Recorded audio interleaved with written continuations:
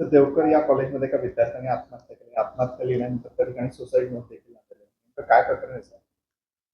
आज सकाळी श्याम प्रभाकर पाटील एक 20 वर्षाचा मुलगा आहे.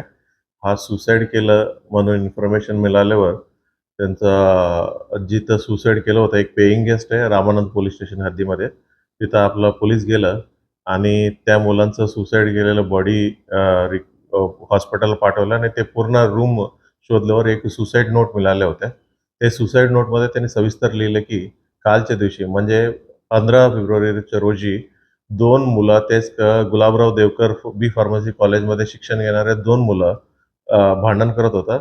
हा मुलगा मदत गेला दोघांना सोडवण्यासाठी. मग मदत गेल्यानंतर ह्याला देखील म्हणजे ते 2 मुलांकडनं छोटी-मोठी मारहाण झाल्या होत्या.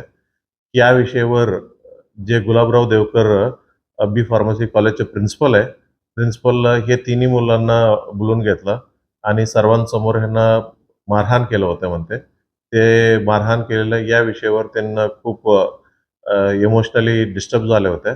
मग इमोशनली डिस्टर्ब होऊन त्यांनी स्वतः सुसाईड करून घेतलं आणि सुसाईड केल्यानंतर त्याने सुसाईड नोट पण सोडला आणि अजून एक व्हॉईस रेकॉर्डिंग देखील आम्हाला रिकव्हरी केलेलं आहे.